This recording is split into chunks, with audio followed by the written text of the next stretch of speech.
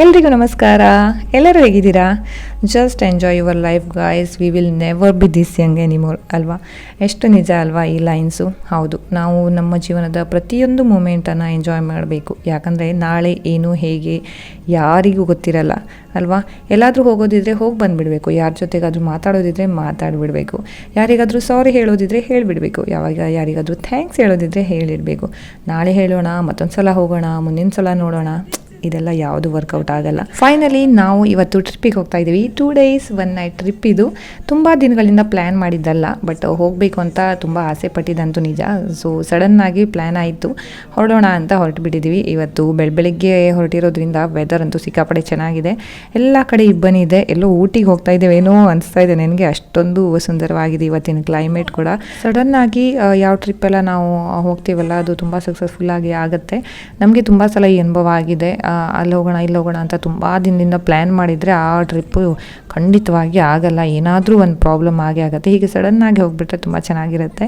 So ನಾವು ಹೋಗ್ತಾ ಹೋಗ್ತಾ ನಮಗೆ ಸಿಕ್ಕಿದ್ದು ಶಿರೂರು ಗುಡ್ಡ. ಈ ಶಿರೂರು ಗುಡ್ಡ ನಿಮ್ಗೆ ಗೊತ್ತಿರ್ಬೋದು, ಮಳೆಗಾಲದಲ್ಲಿ ಆದಂತಹ ಹಲವಾರು ಅವಘಡಗಳಲ್ಲಿ ಇದು ಒಂದು ದೊಡ್ಡದಾದ ಅವಘಡ ಅಂತಲೇ ಹೇಳ್ಬೋದು. ತುಂಬ ದೊಡ್ಡ ಪ್ರಮಾಣದಲ್ಲಿ ಇಲ್ಲಿ ಒಂದು ಗುಡ್ಡ ಕುಸಿತ ಆಗಿದೆ. ಈ ಕಡೆ ನದಿಯಲ್ಲಿ ನೋಡಿ ಇನ್ನೂ ಕೂಡ ಮಣ್ಣು ಇದೆ. ಅಂದರೆ ಈ ಗುಡ್ಡ ಕುಸಿತ ಆದಮೇಲೆ ಸಿಕ್ಕಾಪಟ್ಟೆ ಮಳೆ ಆಗಿದೆ, ಆದರೂ ಕೂಡ ಇನ್ನೂ ಇಲ್ಲಿ ಮಣ್ಣು ಇದೆ ಅಂತ ಅಂದರೆ ಎಷ್ಟು ದೊಡ್ಡ ಪ್ರಮಾಣದಲ್ಲಿ ಮಣ್ಣು ಮೇಲಿಂದ ಬಂದಿರ್ಬೋದು ಅಂತ ಅಲ್ವಾ? ಪ್ರಕೃತಿ ಇಷ್ಟೊಂದು ಸ್ಟ್ರಾಂಗ್ ಇದೆ ಅಂತ ನಮಗೆ ಈ ಟೈಮಲ್ಲೆಲ್ಲ ಅನಿಸುತ್ತೆ. ಅಂದರೆ ಇಂಥ ಒಂದು ಅವಘಡಗಳನ್ನು ನೋಡಿದಾಗ ಒಂದು ಕ್ಷಣ ಸಾಕು, ಪ್ರಕೃತಿ ಮುನಿದ್ಕೊಂಡ್ರೆ ನಮ್ಮ ಮೇಲೆ ಒಂದು ಕ್ಷಣ ಸಾಕು, ಎಲ್ಲ ಕೂಡ ಸರ್ವನಾಶ ಆಗೋಗ್ಬಿಡುತ್ತೆ. ಇಷ್ಟೆಲ್ಲ ಆದರೂ ಕೂಡ ನಾವು ಜಾಗೃತರಾಗ್ತಾ ಇಲ್ಲ ಅನ್ನೋದೇ ಒಂದೊಂದು ಸಲ ತುಂಬ ಬೇಜಾರಾಗುತ್ತೆ. ನೇಚರನ್ನು ಡಿಸ್ಟರ್ಬ್ ಮಾಡದೆ ಅದ್ರ ಜೊತೆಗೆ ನಾವು ಕೂಡ ಸಾಕ್ತಾ ಇದ್ದರೆ ಯಾರಿಗೂ ಪ್ರಾಬ್ಲಮ್ ಆಗಲ್ಲ, ಎಲ್ಲರ ಲೈಫ್ ಕೂಡ ಚೆನ್ನಾಗಿರುತ್ತೆ. ಸೊ ಹೋಗ್ತಾ ನಾವು ಇದು ಟನಲ್ ಕೂಡ ಸಿಕ್ತು ನಮಗೆ. ನಾವು ಟ್ರೈನಲ್ಲಿ ಹೋಗ್ತಾ ಇರೋದು ಕಾರಲ್ಲಿ, ಬಟ್ ಟ್ರೈನಲ್ಲಿ ಹೋಗ್ತಾ ಇದ್ದೀವೇನೋ ಅನ್ನೋವಂಥ ಫೀಲಿಂಗ್ ಕೂಡ ಇಲ್ಲಿ ಬಂತು. ಸೊ ನಾನು ಪ್ರಕೃತಿ ಬಗ್ಗೆ ಮಾತಾಡ್ತಾ ಇದ್ದೆ. ಒಂದೊಂದ್ಸಲ ಅನಿಸುತ್ತೆ ನಾವು ಇರುವಂಥ ಪ್ರದೇಶ ಎಷ್ಟೊಂದು ಸುಂದರವಾಗಿದೆ ಅಂತ. ಎಲ್ಲ ಕಡೆ ಗ್ರೀನ್ ಇದೆ, ಆಮೇಲೆ ನಮಗೆ ಬೀಚಸ್ ಇದೆ, ಈ ಕಡೆ ಹೋದರೆ ನದಿಗಳಿವೆ, ಏನು ಬೇಕು ಎಲ್ಲ ಸಂಪತ್ಭರಿತವಾದ ಒಂದು ಜಿಲ್ಲೆ ನಮ್ಮ ಉತ್ತರ ಕನ್ನಡ ಜಿಲ್ಲೆ ಅಂತಲೇ ಹೇಳ್ಬೋದು. ಸೊ ಬೀಚಸ್ ಕೂಡ ತುಂಬಾ ಖುಷಿಯನ್ನು ಕೊಡುವಂತಹ ಒಂದು ಪ್ಲೇಸಸ್ಗಳು. ಸೊ ನಾವು ನಮ್ಮ ಕರ್ನಾಟಕ ರಾಜ್ಯವನ್ನು ಗಡಿಯನ್ನು ದಾಟಿ ಗೋವಾ ರಾಜ್ಯಕ್ಕೆ ನಮ್ಮ ಪ್ರವೇಶ ಆಗಿದೆ. ಎಸ್, ಇದು ಗೋವಾದ ಚೆಕ್ ಪೋಸ್ಟ್. ಇಲ್ಲಿಂದ ನಮ್ಮ ಪ್ರಯಾಣ ಆರಂಭ ಅಂತಲೇ ಹೇಳ್ಬೋದು. ಸೊ ಇವತ್ತು ಗೋವಾದಲ್ಲಿ ಎಲ್ಲೆಲ್ಲಿ ಹೋಗ್ತೀವಿ ಅಂತ ನೋಡೋಣ. ಸೊ ನಾವಿವತ್ತು ಈಗ ಒಂದು ಪೆಟ್ರೋಲ್ ಬಂಕ್ ಹತ್ರ ಬಂದಿದ್ದೀವಿ. ಪೆಟ್ರೋಲನ್ನು ಹಾಕಿಸ್ತಾ ಇದ್ದೀನಿ, ಯಾಕಂತ ಅಂದರೆ ಕರ್ನಾಟಕದ್ಗಿಂತ ಇಲ್ಲಿ ಸ್ವಲ್ಪ ಬೆಲೆ ಕಡಿಮೆ, ಹಾಗಾಗಿ ಟ್ಯಾಂಕ್ ಫುಲ್ ಮಾಡಿ ಸೊ ಮುಂದೆ ನಮ್ಮ ಪ್ರಯಾಣ ಕಂಟಿನ್ಯೂ ಆಗಿದೆ. ನಮಗೆ ಅಣ್ಣ ಅತ್ತಿಗೆ ಜೊತೆ ಆಗ್ತಾರೆ, ಸೊ ಅವ್ರ ಜೊತೆನೇ ನಾವು ಮುಂದಿನ ಟ್ರಿಪ್ಪಿಗೆ ಹೋಗ್ತಾ ಇದ್ದೀವಿ. ಇಲ್ಲಿ ಮೀನು ಮಾರಲಿಕ್ಕೆ ಕೂತಿದ್ದಾರೆ, ಬಟ್ ನಮಗೆ ಏನು ಯೂಸ್ ಇಲ್ಲ. ಮೀನು ಎಷ್ಟು ಚೀಪಾಗಿದ್ದರೂ ನಾವು ವೆಜಿಟೇರಿಯನ್ಸ್ ಕಂಡ್ರಿ, ನಮಗೇನು ಯೂಸ್ ಇಲ್ಲ. ಸೊ ಶಾಪಿಂಗ್ ಮಾಡೋದಿತ್ತು.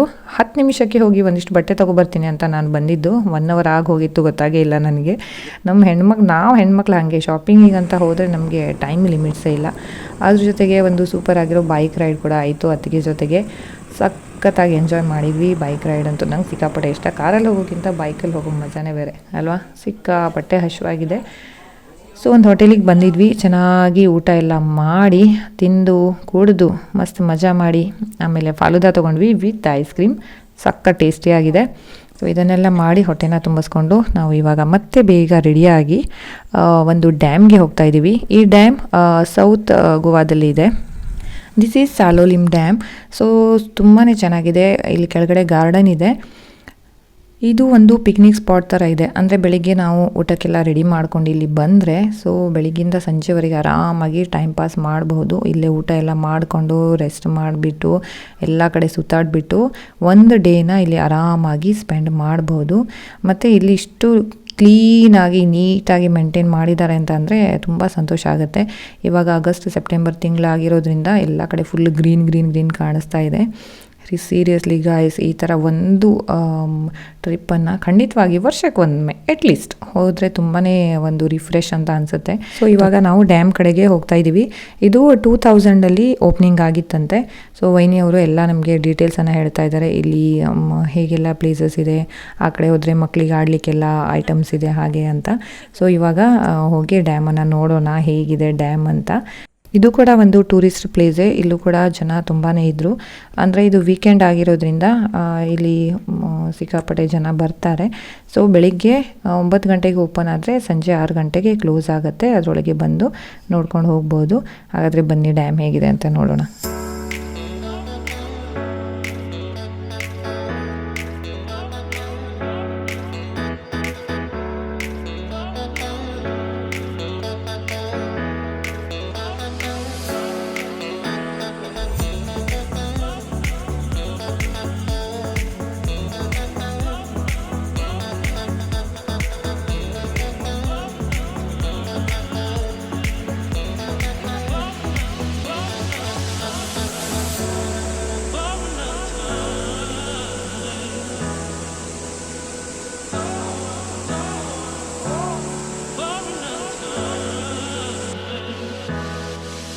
ಡ್ಯಾಮ್ ಅಂತೂ ಸೂಪರ್ ಆಗಿತ್ತು ಅಲ್ವಾ. ಅಲ್ಲಿ ಗಾಳಿ ಬಂದಾಗ ನೀರೆಲ್ಲ ಮುಖಕ್ಕೆ ಸಿಡಿತಿತ್ತು. ಅದಂತೂ ಸಖತ್ತಾಗಿತ್ತು ಎಕ್ಸ್ಪೀರಿಯೆನ್ಸ್. ತುಂಬಾ ಚೆನ್ನಾಗಿತ್ತು, ತುಂಬ ಡಿಫ್ರೆಂಟ್ ಆಗಿತ್ತು, ಸಖತ್ತಾಗಿ ಅನಿಸ್ತು. ಸೊ ಅಲ್ಲಿಂದ ನಾವು 6 ಗಂಟೆ ಆದಮೇಲೆ ಅಲ್ಲಿಂದ ಹೊರಟ್ವಿ. ನೀವೊಂದು ನೋಟಿಸ್ ಮಾಡಿದರೆ ಏನು ಗೊತ್ತಾ, ಇವಾಗ ನಾವು ಟ್ರಾವೆಲ್ ಅಂತೂ ಯಾವಾಗಲೂ ಮಾಡ್ತಾ ಇರ್ತೀವಲ್ವಾ. ಸಪೋಸ್ ಒಂದೂರಿಂದ ಒಂದೂರಿಗೆ ಹೋಗಬೇಕು ಆ ಥರ. ಬಟ್ ನಾವು ಟ್ರಿಪ್ಪಿಗೆ ಅಥವಾ ಟೂರಿಗೆ ಹೋದಾಗ ಟ್ರಾವೆಲಿಂಗಲ್ಲೂ ಫುಲ್ ಎಂಜಾಯ್ ಮಾಡ್ತೀವಿ. ಆ ಥರ ಆಗಿತ್ತು, ಈ ಥರ ಆಗಿತ್ತು, ಅದನ್ನು ನೋಡಿದ್ವಿ, ಇದನ್ನು ನೋಡಿದ್ವಿ. ಅಂದರೆ ಎಲ್ಲ ಮೂಮೆಂಟನ್ನು ನಾವು ಎಷ್ಟು ಎಂಜಾಯ್ ಮಾಡ್ತೀವಿ. ಅದಕ್ಕೆ ಹೇಳೋದು ಒಂದು ಟ್ರಿಪ್ ಹೋಗಬೇಕು ಅಂತ, ಅದು ರಿಫ್ರೆಶ್ಮೆಂಟ್ ಅಷ್ಟೊಂದು ಕೊಡುತ್ತೆ ಅಂತ. ಸೊ ನಾವು ಹೋಗ್ತಾ ಇರುವಾಗ ನಮಗೆ ಅಟಲ್ ಸೇತು, ಪಡಿಕ್ಕರ್ ಸೇತು ಎಲ್ಲ ಸಿಕ್ಕಿತ್ತು. ಸೊ ಅದರ ಲೈಟಿಂಗ್ ಎಲ್ಲ ಇತ್ತು, ನೋಡ್ಲಿಕ್ಕೆ ತುಂಬ ಅಟ್ರಾಕ್ಟಿವ್ ಆಗಿತ್ತು, ತುಂಬಾ ಚೆನ್ನಾಗಿತ್ತು. ತುಂಬಾ ಖುಷಿಪಟ್ವಿ, ಅದನ್ನು ಕೂಡ ಎಂಜಾಯ್ ಮಾಡಿದ್ವಿ. ನೀವು ಕೂಡ ಇದನ್ನು ನೋಟಿಸ್ ಮಾಡಿರ್ತೀರಾ ಅಂತ ಅಂದ್ಕೊಂಡಿದ್ದೀನಿ. ನೈಟಲ್ಲಿ ಏನಾದರೂ ಲೈಟಾಗಿ ಸ್ನ್ಯಾಕ್ಸ್ ತೊಗೊಳ್ಳೋಣ ಅಂದ್ಕೊಳ್ತಾ ಇದ್ವಿ. ಸೊ ಅಷ್ಟರಲ್ಲೇ ಮಕ್ಕಳು ಏನಾದರೂ ಆಡಬೇಕು ಅಂತ ಅಂದರು. ಸೊ ಮಾಲಿಗೆ ಹೋಗೋಣ ಅಂತ ಇವಾಗ ನಾವು ಮಾಲ್ಗೆ ಗೋವಾಗೆ ಬಂದಿದ್ದೀವಿ. ಸೊ ಇದಂತೂ ತುಂಬ ಫೇಮಸ್ ಮಾಲ್, ನಿಮಗೆಲ್ಲ ಗೊತ್ತಿರ್ಬೋದು. ತುಂಬಾ ಚೆನ್ನಾಗಿತ್ತು. ಅಲ್ಲಿ ಒಂದಿಷ್ಟು ಸ್ನ್ಯಾಕ್ಸ್ ಎಲ್ಲ ತೊಗೊಂಡ್ಬಿಟ್ಟು ಒಂದು ಒಳ್ಳೆ ಟೈಮನ್ನು ಸ್ಪೆಂಡ್ ಮಾಡಿ ನಾವು ಮನೆಗೆ ಹೋಗಿ ರೆಸ್ಟ್ ಮಾಡಿ ನೆಕ್ಸ್ಟ್ ಡೇ ಅಗೋಡಾ ಫೋರ್ಟ್ಗೆ ನಾವು ಹೋಗ್ತಾ ಇರೋದು ಇವಾಗ. ಸೊ ಅದು ಕೂಡ ಒಂದು ಹಿಸ್ಟಾರಿಕಲ್ ಪ್ಲೇಸ್, ಮತ್ತು ಅದು ಪೋರ್ಚುಗಲ್ ಅವ್ರದ್ದು ಒಂದು ಕೋಟೆ ಅಂತಲೇ ಹೇಳ್ಬೋದು. ಸೊ ನೋಡ್ಲಿಕ್ಕೆ ತುಂಬಾ ಚೆನ್ನಾಗಿದೆ.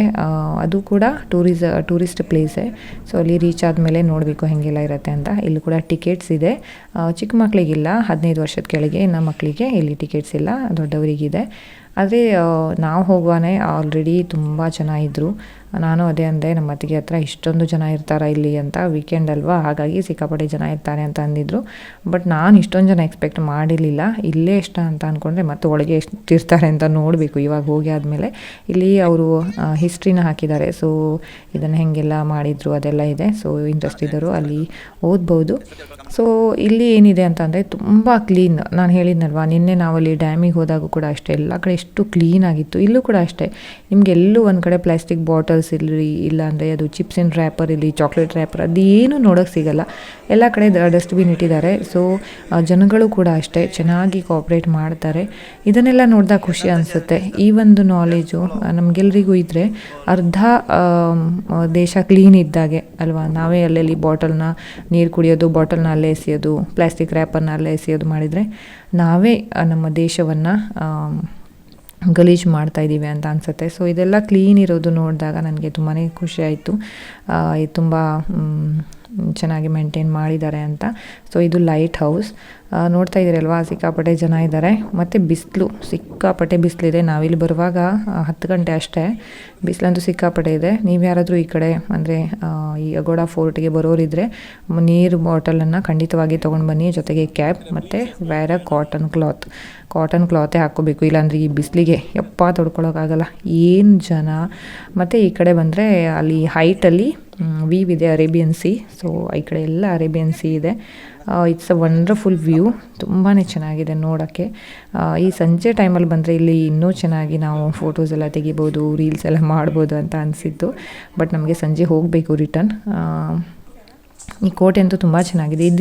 ಈ ಕೋಟೆ ನೋಡಿದಾಗ ನನಗೆ ಕಿತ್ತೂರು ರಾಣಿ ಚೆನ್ನಮ್ಮ ಇರ್ಬೋದು, ಇಲ್ಲಾಂದರೆ ನಮ್ಮದು ಒನಕೆ ಓಬವ್ವ, ಅದು ಕಿಂಡಿ ನೋಡಿದಾಗ ಕನಕನ ಕಿಂಡಿ ಅದು ನೆನಪು ಬಂತು. ಸೊ ಅದು ಕೋಟೆ ನೋಡಿದಾಗ ಏನೋ ಒಂದು ಹಿಸ್ಟ್ರಿಯಲ್ಲಿ ಹೋಗಿಬಿಟ್ವಿ ಅಂತ ಅನಿಸ್ತು ನನಗೆ. ಎಲ್ಲ ಸುತ್ತಾಡಿ ಫುಲ್ ಟಯರ್ಡಾಗಿ ಕೂತಿದ್ದಾರೆ ಎಲ್ಲರೂ ಕೂಡ. ಸೊ ನಾವು ಹೊರಗೆ ಬರಬೇಕಾದ್ರೆ ಆಲ್ಮೋಸ್ಟ್ 2 o'clock ಅಂತ ಅನಿಸುತ್ತೆ. ಆವಾಗಲೂ ಕೂಡ ಅಷ್ಟೇ ಜನ ಇನ್ನೂ ಬರ್ತಾನೆ ಇದ್ದಾರೆ ಎಲ್ಲಿಂದ ಇಷ್ಟು ಜನ ಬರ್ತಾ ಇದ್ದಾರೆ ಅಂತ ಗೊತ್ತಿಲ್ಲ. ಸೊ ಇದು ಟೂರಿಸಮ್ ಪ್ಲೇಸ್ ಅಲ್ವಾ, ಸಖತ್ತಾಗಿ ಮೇಂಟೈನ್ ಕೂಡ ಸಖತ್ ಮಾಡಿದ್ದಾರೆ. ಹೊರಗಡೆ ಬರ್ತೀವಿ, ಅಲ್ಲೂ ಕೂಡ ಪಾರ್ಕಿಂಗಲ್ಲಿ ಅಷ್ಟೇ ಇನ್ನೂ ವೆಹಿಕಲ್ಸ್ ಬರ್ತಾನೆ ಇದೆ ಮತ್ತು ಜನಗಳು ಕೂಡ ಇನ್ನೂ ಬರ್ತಾನೆ ಇದ್ದಾರೆ. ನಾವು ಇಟ್ಸ್ ಲಂಚ್ ಟೈಮ್. ಇವಾಗ ಊಟ ಮಾಡಿ ನಾವು ಹೊರಡಬೇಕು. ನಾವು ಇಲ್ಲಿ ಮಡ್ಗಾವಲ್ಲಿರೋ ಫೇಮಸ್ ಆಗಿರುವಂಥ ಹೋಟೆಲ್ ಕಾಪರ್ ಲೀಫಿಗೆ ಬಂದಿದ್ದೀವಿ. As I said before, we are vegetarians. ಎಷ್ಟೇ ಫೇಮಸ್ ಹೋಟೆಲ್ ಆದರೂ ನಾವು ತಿನ್ನೋದು ವೆಜ್ಜೆ. ಸೊ ಅದೆಲ್ಲ ತೊಗೊಂಡಾದ್ಮೇಲೆ ಡೆಸರ್ಟ್ ಕೂಡ ಇಲ್ಲಿ ತುಂಬ ಚೆನ್ನಾಗಿ ಸಿಗುತ್ತೆ ಅಂತ ಹೇಳಿದರು ಅಣ್ಣ ಅತ್ತಿಗೆ. ಅಲ್ಲಿ ಒಂದಿಷ್ಟು ಡೆಸರ್ಟ್ನ ತೊಗೊಂಡು ಆಮೇಲೆ ಅಲ್ಲಿಂದ ನಾವು ಹೊರಟಿದ್ದೀವಿ. ಸೊ ಈ ಒಂದು ಟ್ರಿಪ್ ಸಖತ್ತಾಗಿತ್ತು. ನೀವು ಕೂಡ ಎಂಜಾಯ್ ಮಾಡಿದ್ದೀರಾ ಅಂತ ಅನ್ಕೋತೀನಿ. ಸೊ ಐ ಹೋಪ್ ನಿಮ್ಮ ಲೈಫಲ್ಲೂ ಕೂಡ ಇಂತಹ ಒಂದು ಸುಂದರ ಟ್ರಿಪ್ಗಳು ಬರಲಿ ಅಂತ ನಾನು ಆಶಿಸ್ತೀನಿ. ಸೊ ಈ ಒಂದು ಫ್ಯಾಮಿಲಿನ ನಾವು ಇವತ್ತು ಗೋವಾದಲ್ಲೇ ಬಿಟ್ಟು ನಮ್ಮೂರಿಗೆ ನಾವು ಹೋಗ್ತಾ ಇದ್ದೀವಿ. ಈ ಒಂದು ವಿಡಿಯೋ ಮಾಡುವಾಗಲೇ ನಂದು 1000 ಸಬ್ಸ್ಕ್ರೈಬರ್ ಆಗಿದೆ. Thank you for each and every one for your support and love guys. Thank you so much. ಇದೇ ಥರ ಪ್ರೀತಿನ ತೋರಿಸ್ತಾ ಇರಿ ಮತ್ತು ಸಪೋರ್ಟ್ ಮಾಡ್ತಾ ಇರಿ ಅಂತ ಕೇಳ್ಕೊತೀನಿ. ಈ ಒಂದು ವಿಡಿಯೋ ನಿಮಗೆ ಇಷ್ಟ ಆದರೆ ಲೈಕ್ ಮಾಡಿ. ನನ್ನ ಚಾನಲನ್ನು ಇನ್ನೂ ಸಬ್ಸ್ಕ್ರೈಬ್ ಮಾಡಿಲ್ಲ ಅಂದರೆ ದಯವಿಟ್ಟು ಸಬ್ಸ್ಕ್ರೈಬ್ ಮಾಡಿ. ಬೆಲ್ ಬಟನ್ನ ಪ್ರೆಸ್ ಮಾಡೋಕ್ಕೆ ಮರಿಬೇಡಿ. ಮತ್ತೊಂದು ವಿಡಿಯೋದೊಂದಿಗೆ ಸಿಗೋಣ. ಅಲ್ಲಿಯವರೆಗೆ lots of love. Take care. Bye. See you soon.